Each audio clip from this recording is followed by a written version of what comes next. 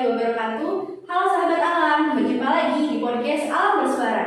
Kali ini kita akan berbincang mengenai sosok inspiratif pemuda yang menghafal Al-Quran dengan tema Pemuda Menghafal Al-Quran. Perkenalkan, namaku Ajeng Agustina Rahayu. Hari ini aku ditemani oleh sahabatku. Beliau merupakan penghafal Al-Quran di Yayasan Ibnu Salam Nurul Fikri Boarding School. Siapa lagi kalau bukan Ratu Sarah Khairunisa. Halo Sarah, Assalamualaikum. Waalaikumsalam Ajeng. Gimana nih kabarnya? Alhamdulillah baik. Oke, kesibukannya apa nih? Saat ini aku diamanahkan menjadi santri hafiz, kemudian jadi mahasiswa di Al-Qudwa juga, terus sebagai mas'ul atau penanggung jawab santri hafiz di wilayah Pelinda dan menjadi wakil wali asrama di asrama Habibah. Masya Allah, sangat sibuk sekali ya. Oke, aku pengen tahu dan mungkin sahabat alam di rumah juga pada pengen tahu nih mengenai Sarah. Apa yang melatar belakangi Sarah melanjutkan pendidikan ke tahfiz Quran? Oke, pada awal mulanya memang aku mendapatkan berbagai macam penolakan dari universitas gitu ya. Kita lagi bersama gitu ya, kita berjuang bersama.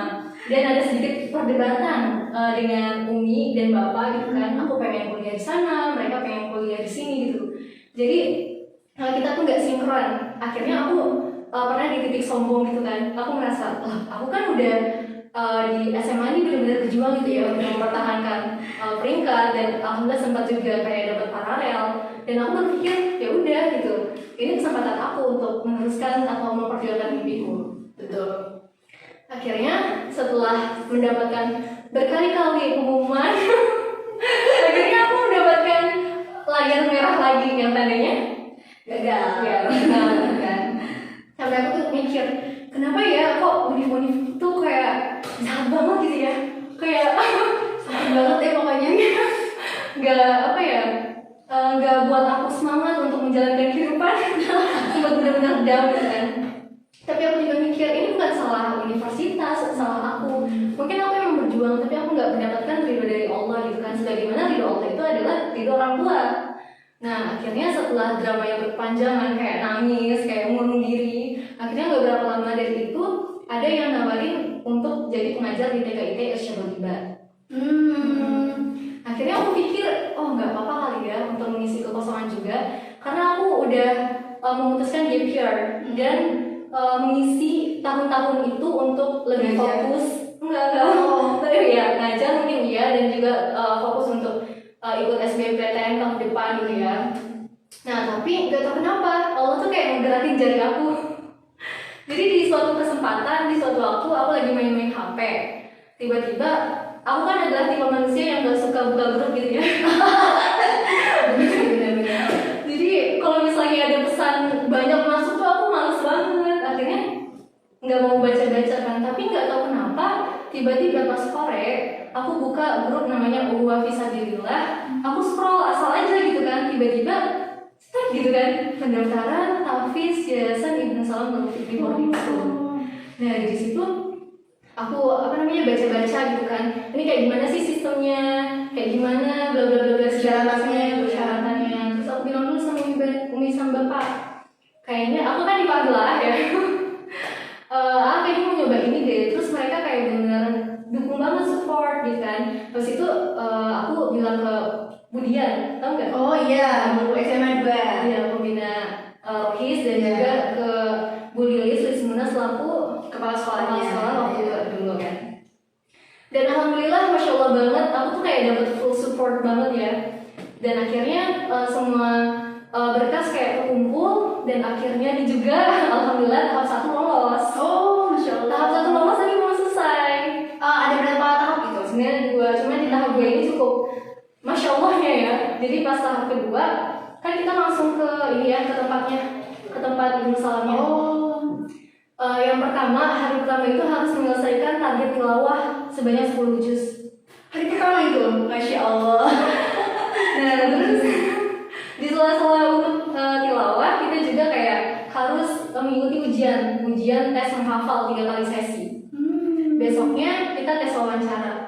Ada perkataan dari seorang ustadz namanya Ustadz Alfan Hakia, itu yang benar-benar kayak aku tersadar banget katanya kalau misalnya kamu memilih jalan Al-Quran, kamu nggak pernah jangan pernah ragu gitu, karena bakal Allah jamin masa depannya, betul-betul gitu, kayak gitu kan.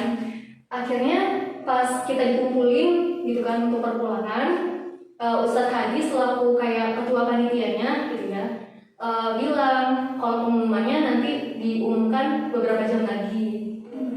Nah, sepanjang perjalanan aku kan dijemput sama bapak kan. Sepanjang perjalanan aku bilang aja sama bapak, kayaknya aku bakal lulus deh gitu. Pesimis gitu, kenapa nih? Apakah saingannya banyak dan berat banget atau kayak gimana? Pas aku tanya ke teman-teman yang lain, mereka itu emang basicnya lulusan dari pondok dan udah mengantongi berjus Al-Quran, sampai ada yang 18 juz, bayangin. Masya Allah. Ada yang 10 juz, ada yang 2 juz gitu kan. Nah terus aku bilang sama bapak, aku gak bakal keterima karena emang sempat kan SMPIT. Itu juga ada tahfiz, tapi di juz 29 30 yang belakang. Nyampe pas SMA aku kan gak pernah murojaah, cuma surat-surat pilihan kayak Ar-Rahman, Al-Waqiah, Al-Mulk, sama surat-surat pendek yang ada di juz 30.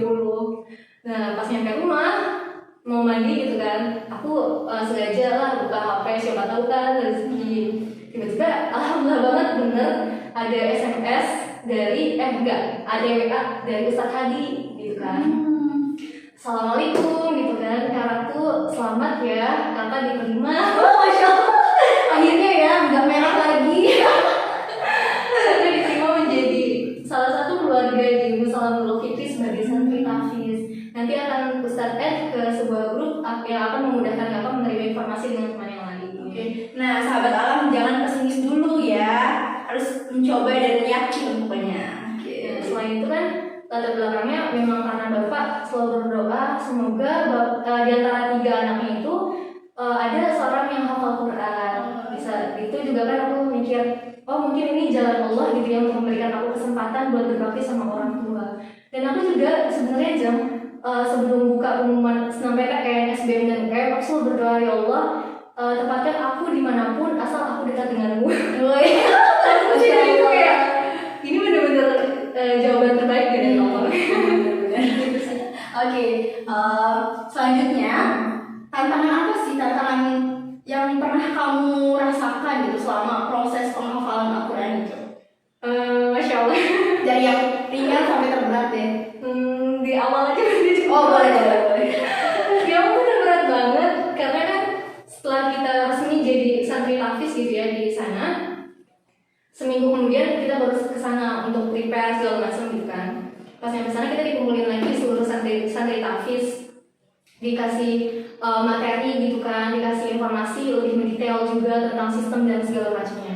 Terus kata Ustadz Hadi, baik sekarang santri tahfiz sudah bisa mulai setoran. Di saat itu juga udah mulai setoran. Nah udah tuh, aku pertamanya udah ngerasa, keren banget ya aku. Maksudnya gimana ya, kayak aku ngapalin Al-Baqarah gitu kan, kayak ngerasa amazing gitu.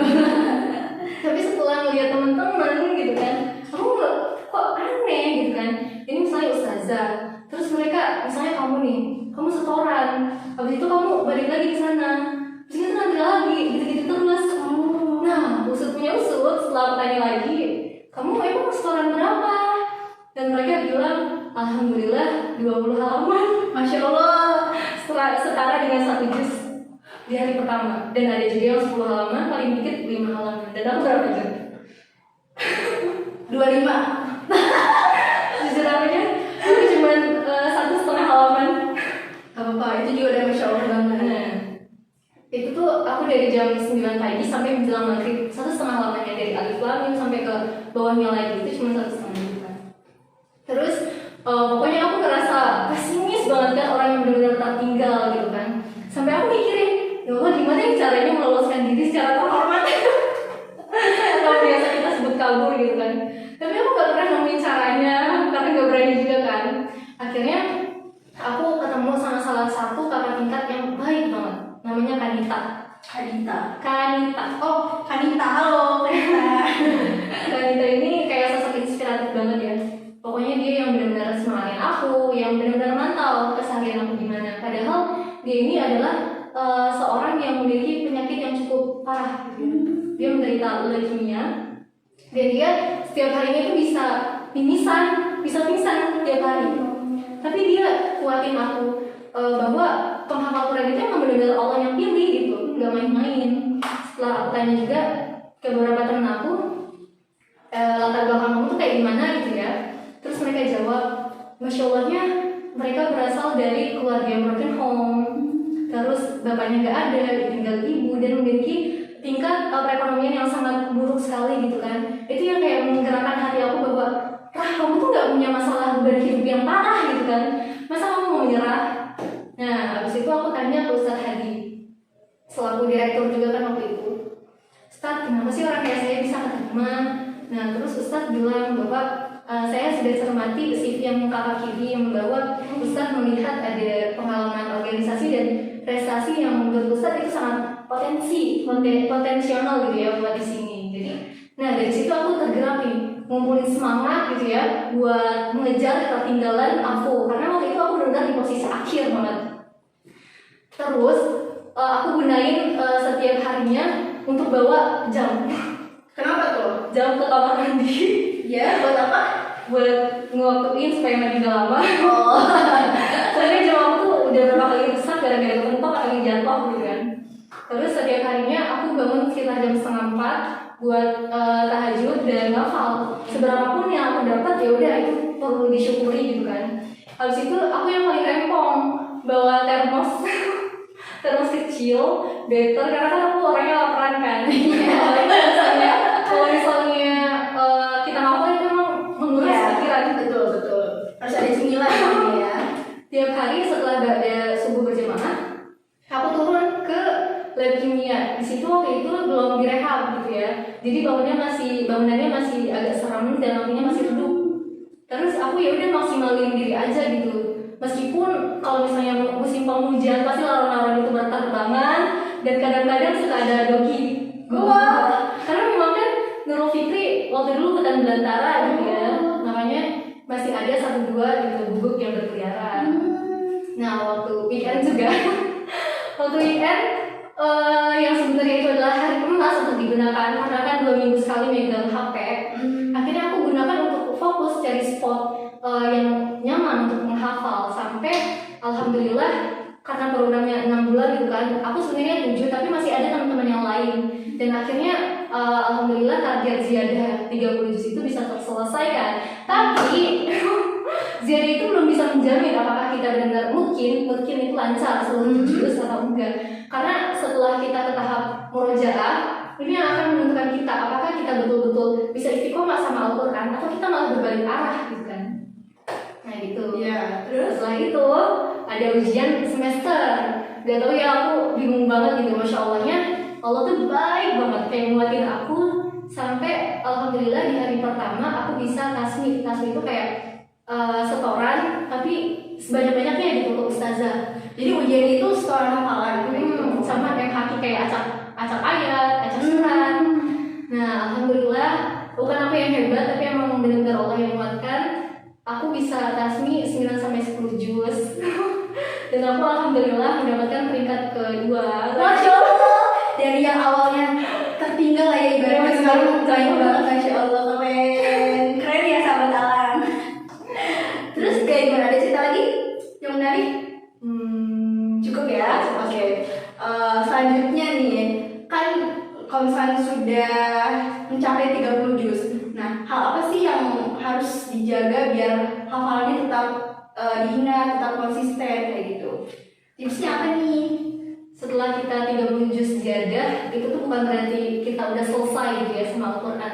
Justru ketika kita sudah menyelesaikan misi itu, ada tanggung jawab yang lebih besar, yaitu namanya murojaah gitu ya. Yang namanya murojaah itu sepanjang hayat, gak bisa kayak misalnya nih kita ngafalin juz 1, tapi kita harus buat murojaah. Jangan kali ketika hafalan kita tuh benar-benar hilang. Ngerasa gak sih kalau misalnya kita punya hafalan, misalnya ada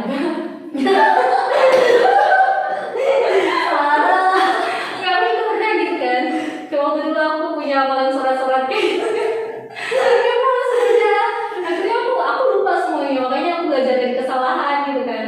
Kalau misalnya emang murojaah itu adalah hal yang sangat penting untuk kita sebagai penghafal Quran. Oke. murojaah berapa kali? Mungkin bisa 2 sampai 3 juz untuk saat ini. Karena kan Quran ini bisa membawa kita loh Jen, antara surga sama neraka. Surganya ini bagi mereka yang benar-benar menghafal Quran, mengamalkannya, benar-benar mentadabburi dan memberikan dampak sebaik mungkin untuk umat. Tapi bisa juga ke neraka karena dia yang memang menghafal untuk sekedar ria gitu kan, supaya mendongkrak popularitasnya agar dia terus sebagai hafiz atau hafizah gitu kan. Dan apalagi kalau misalnya dia memberikan citra buruk ke orang-orang atas mungkin sikapnya gitu kan, mungkin itu bisa membawa dia ke neraka gitu. Makanya selama kita hidup sampai Quran itu gak boleh hidup gitu ya. Oh iya. Oke. Apa saja ilmu yang sebelum menghafal Al-Quran itu harus kita miliki? Ada nggak? Ada. Tentunya yang pertama itu kayak tajwid. Karena tajwid itu adalah hal yang paling utama ya. Karena kita baca Quran, kalau misalnya nggak tahu kaidahnya bisa salah-salah. Iya. Indahnya, huruf-huruf ikhfa, terus izhar dan lain sebagainya itu perlu untuk kita ketahui. Jangan sampai kita menghafal dengan bacaan yang salah, karena hal itu yang akan kita bawa seumur hidup. Iya, betul sekali. Nah, terus untuk yang kedua menurut aku lagam sih, kayak nada bacaan Al-Quran. Itu ada juga ya? Iya sih. Nah itu tuh aku pernah baca. Jadi Al-Bara berkata bahwa Rasulullah SAW bersabda, hiasilah Al-Quran dengan suara yang indah atau suara umum. Karena suara yang indah itu menjadikan bacaan Al-Quran lebih bagus lagi. Awalnya kamu udah ada apa sih lagam ya? Udah ada atau belum? Aku sih nggak tahu pakai lagam siapa. Pernah nggak sih dengerin aku ngaji? Pernah. Tapi itu kayak anak SDIT, ya kan? Oh, iya. SDIT kayak hampir sama gitu nadanya. Emang dari SDIT kayak gitu ya? Apa sekarang ada berubah-ubah lagi? Belum pernah dengar lagi? Kalau di SDIT kan yang memakai metode Umi gitu kan. Cuman kalau sekarang apa ya biasa-biasa aja sih. Jadi masih sama kayak dulu kayak gitu. Oh, oke. Selanjutnya, apa bahasa Arab itu penting kalau misalnya kita mau menghafal Al-Quran? Ya, cukup penting. Cukup penting Mungkin ya. sangat penting juga. Biar tahu gitu ya makna-makna yang ada dalam Al-Quran tersebut. Betul Jun. Karena waktu itu kan pas aku ketertinggalan juga kan, tertinggal. Itu karena emang aku gak punya basic bahasa Arab gitu kan. Benar-benar gak tahu gitu kan.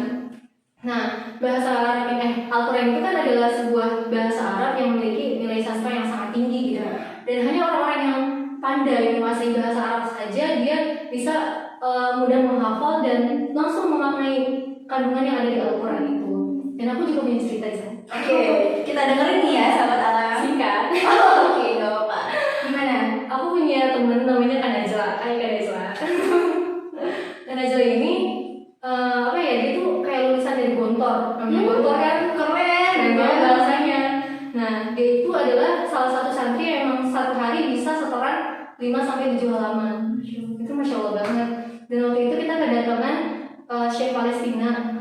Syekh Palestina itu beberapa minggu kali ya bermukim di NF.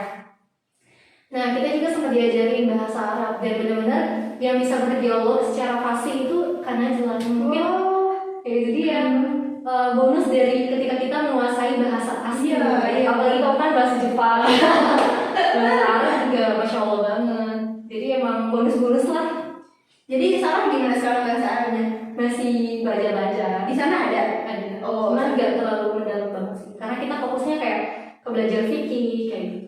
Tapi ada pelajaran gitu khusus buat belajar bahasa Arab? Ada. Oke. Menarik sekali. Oke. Selanjutnya nih, apa sih kebaikan dari menghafal Al-Quran bagi seorang muslim dan muslimah? Banyak banget. Versi Kasarah.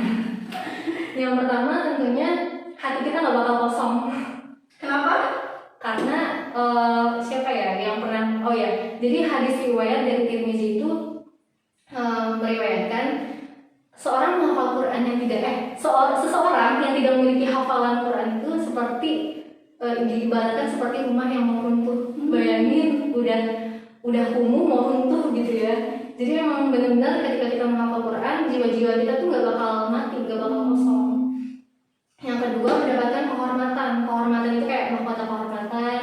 Nah, Masya Allah itu kayak bisa disematkan kepada orang tua dan mendapatkan Zubah mulia kayak gitu kan. Iya, aku pernah dengar Benar juga juga ya. kan. Mendapatkan juga kemuliaan dari Allah karena anak ini benar-benar membersamai Al-Quran gitu kan. Yang ketiga, penghafal Al-Quran itu bagi siapa saja gitu ya mau menghafal gitu ya, mereka dikatakan sebagai keluarganya Allah. Oh, Masya Allah. Jadi Rasulullah pernah berkata gitu ya kepada para sahabatnya, sesungguhnya Allah memiliki keluarga di antara manusia. Terus para sahabatnya nanya, Rasulullah gimana ceritanya gitu kan? Itu gimana maksudnya? Kata Rasulullah, sesungguhnya keluarga di antara manusia, keluarga Allah di antara manusia itu adalah mereka yang menghafal Al-Quran. Masya Dan mereka itu adalah pilihan-pilihan Allah. Wow, beruntung banget nih. Umi dan mamanya Sarah beruntung, dan aku juga sebagai sahabatnya beruntung banget punya Sarah.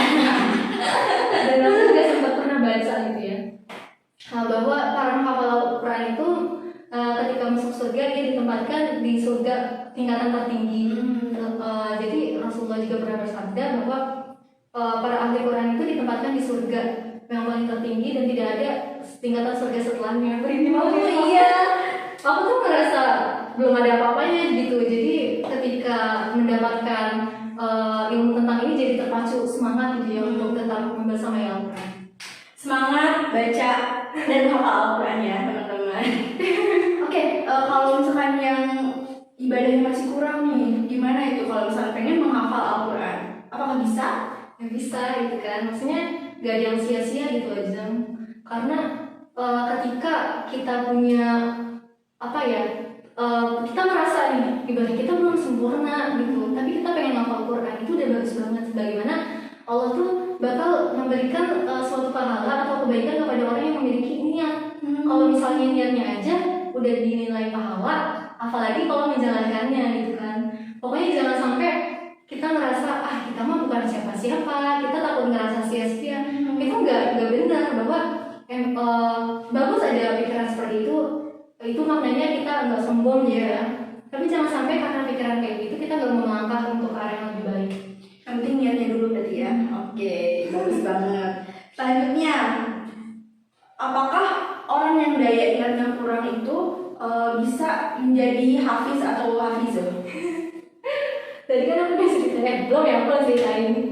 Aku itu sebenarnya emang hafalannya lemah banget, sampai ketinggalan juga kan. Yang awal. Di posisi paling akhir gitu kan, karena emang aku gak punya daya ingat yang cepat kayak teman-teman yang lain yang mungkin 30 menit mereka udah hafal satu halaman gitu kan.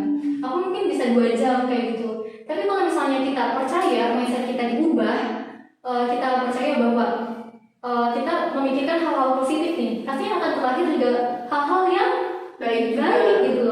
Dan ada apa ya, semangat yang optimis gitu ya, melainkan tapi sebaliknya kalau misalnya kita berpikir yang negatif, maka yang ada ya udah kita jadi pesimis terus gitu ya. Betul. Pokoknya berjuang terus, karena meskipun kita tertatih-tatih itu bakal menjadi kenangan yang indah gitu buat dikenang. Dan insya Allah pokoknya Allah bakal menilai semuanya sebagai bentuk pahala gitu.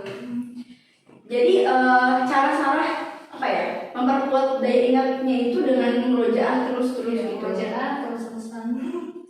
Meskipun emang kok salah lagi gitu kan, tapi emang itu adalah hal yang gak bakal terlupakan. Ada gak sih kayak hal yang gak boleh saya lakuin nih gitu? Kayak itu tuh menyebabkan daya ingat kita menurun, ada gak sih? Kayak apa ya, sesuatu yang perlu kita hindarkan. Iya, betul. Jadi yang pertama itu tuh niat ya. Niatin lagi kita mau ngapal tuh karena apa. Terus jauhin maksiat. Jauhin maksiat ya sahabat alam.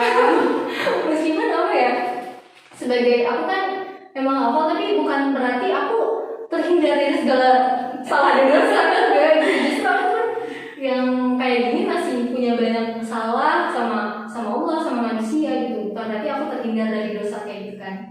Nah, maksiat itu kayak aku pernah dibilangin sama Ustadz, jauhnya kayak pacaran.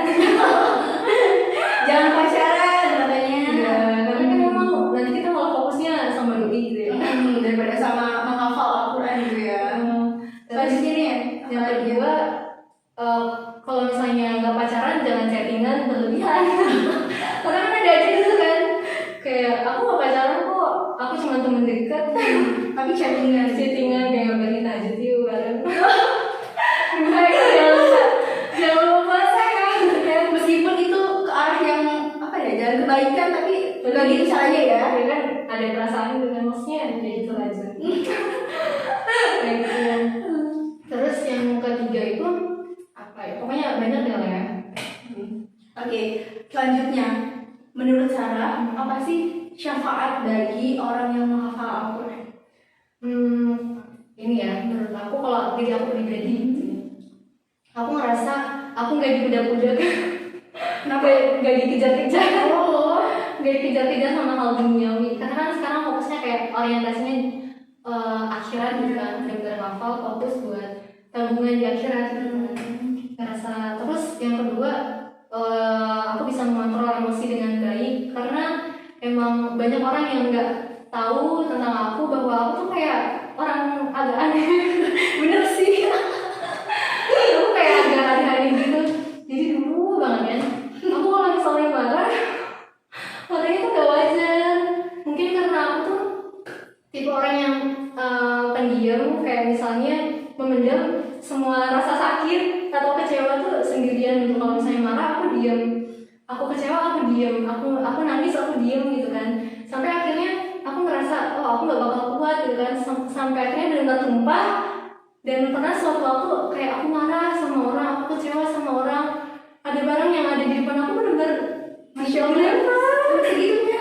ya karena nggak kuat kayak ya, benar-benar nggak punya, maksudnya aku punya banyak teman tapi bukan apa ya, aku tuh nggak bisa terbuka dengan orang gitu. Akhirnya karena nggak kuat yang kayak kaca gitu ya, aku lemparin benar-benar perang gitu. Terus sebelum kamu menghafal Al-Quran, Nah setelah terjun ke dunia pertafizan, alhamdulillah kayak Allah tuh benar-benar apa ya, menjaga hati aku banget. Jadi setiap ada masalah, oh ada Allah. Terus benar-benar semuanya digantungkan kepada Allah kayak gitu kan. Terus selanjutnya mendapatkan rezeki dari arah yang nggak disangka-sangka.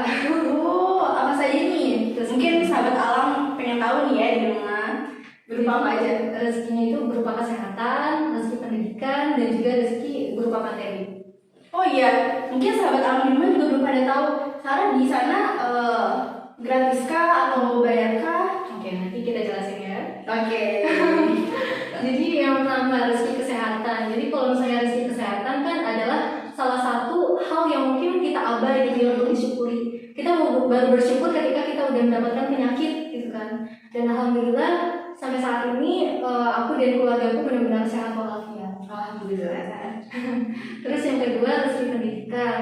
Aku sempat ditawarin untuk apa namanya menempuh pendidikan ke Al-Azhar kayak Mesir. Masya Allah. Lewat jalur tahfiz beasiswa. Nah karena aku memang masih terikat gitu ya pengabdian Ya, sama ya. Nurul Fikri, dan kita nggak boleh gitu, maksudnya nggak boleh keluar tiba-tiba gitu kan, meskipun emang urgent kayak pendidikan nggak bisa gitu, harus menyelesaikan tanggung jawab kita.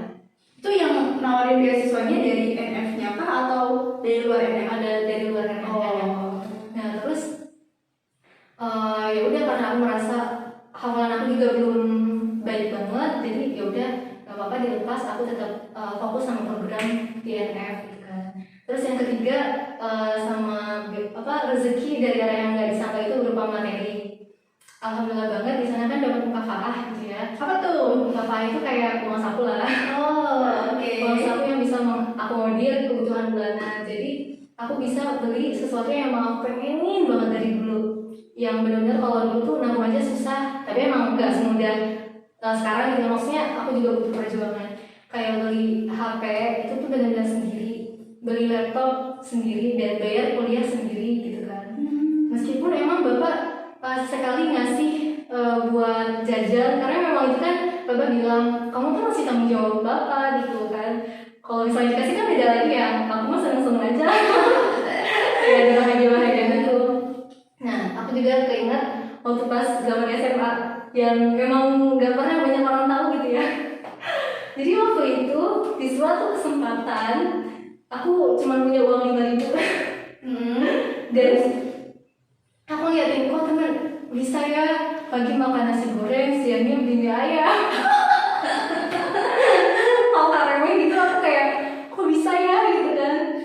dan aku cuma punya uang 5.000, aku beliin es teh gelas sama bakpao hijau yang dipayung. Oh iya. Kan yang dalamnya coklat kayak gitu. Iya. Gimana caranya ini bisa buat aku tetap kenyang sampai pulang jam 4. Itu dari pagi. Iya, sekitar jam 10-an gitu kan. Iya. Nah, 2.000-nya itu aku pakai buat bayar parkir. Karena dulu Sarah bawa motor. Ya. Nah, kalau misalnya nggak bayar parkir, aku tabungin buat beli baju batik yang udah kucel, kumel, udah pendek kayak gitu kan. Nah, aku juga karena itu tuh keluarga aku bukan berasal dari orang yang kaya, yang tajir, yang melintir gitu. Yang apa-apa bisa tinggal gesek gitu kan. Keluarga aku tuh kalau misalnya pengen apa-apa ya emang harus berjuang dulu gitu kan. Terus ada temen yang suka ngajakin kayak kamu misalnya Ngajakin apa? Rah, diblokir ke Babel yuk, Rah, ke baik kayak gitu kan. Pokoknya aku gak pengen gitu kan, aku pengen banget tapi emang kondisinya aku gak punya uang. Tapi karena saat itu kamu gak cerita sama aku. Iya, ya. Gak tahu. Soalnya aku tuh emang gak pernah cerita kan, susah buat ceritanya apapun ke orang-orang. Kamu. Pokoknya emang bener-bener sedih gitu ya. Meminta ke orang tua tuh kayak rasanya malu lah. Rasanya malu, takutnya mereka juga gak punya uang gitu kan. Tapi dari situ aku benar-benar banyak belajar gitu bahwa perempuan itu emang harus mandiri. Betul banget. Dan aku mencoba untuk gak selalu bergantung kepada manusia gitu kan. Ketika aku emang gak punya uang, ya udah aku cari jalan alternatif kayak jualan. Kamu suka lihat gak sih, aku suka bawa teng-tengan.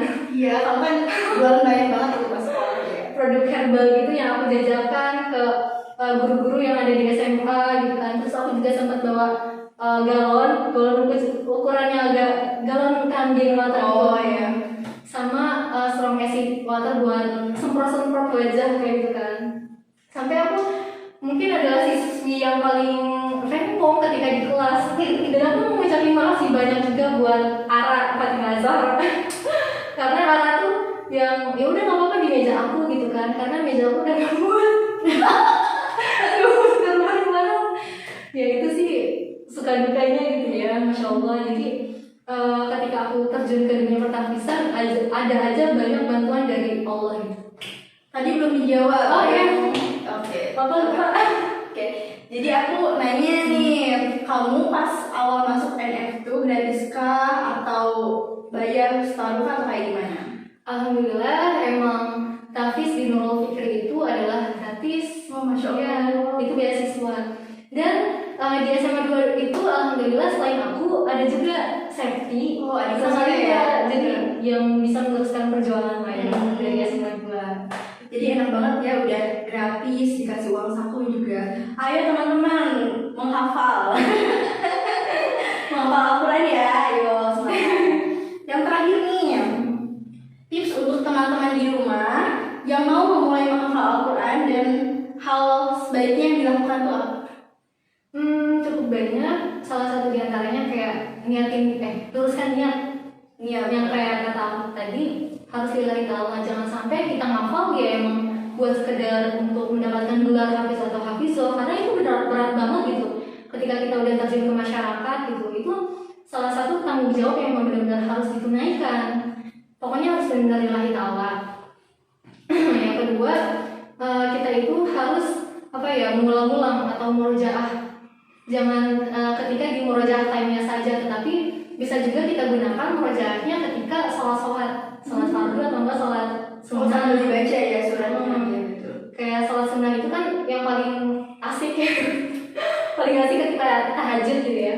Karena tahajud itu sepertiga malam dimana mungkin sedikit orang yang bangun tapi ada hamba Allah nih yang benar-benar pengen minta sesuatu, menangis, dan ketika kita hafalkan hafalan yang kita baca benar-benar kayak merasa penuh dosa aja gitu. Aku pernah merasakan dan itu menambah kedekatan juga misalnya sama Banyak keutamaannya. Oke, selain niat ada tips lain kan buat sahabat alam di rumah nih? Apa? ada belajar bahasa Arab. Oke. Karena kan penting banget gitu kan, bisa dia lebih mudah untuk menghafal Al-Quran dan juga bisa langsung memahami kandungan yang ada di Al-Qurannya.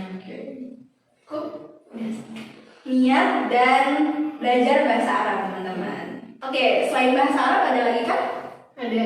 Yang terakhir itu kayak mendekatkan diri kepada Allah. Sebagaimana Al-Quran itu kan adalah wahyu atau perkataan dari Allah, dia firman. Ketika kita mau mendekatkan diri kepada Al-Quran, maka kita juga harus mendekatkan diri terhadap yang menciptakannya, gitu kan. Gitu sih. Oke, sangat menarik ya tipsnya. Cukup kan tipsnya?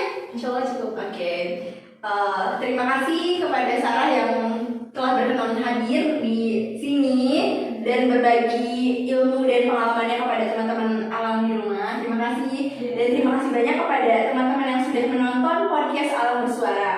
Jangan lupa like, komen, dan subscribe channel YouTube-nya Alam Institute. Saya Ajeng Agustina Rahayu pamit undur diri. Sampai bertemu di podcast Alam Bersuara episode selanjutnya. Terima kasih banyak. Assalamualaikum warahmatullahi wabarakatuh.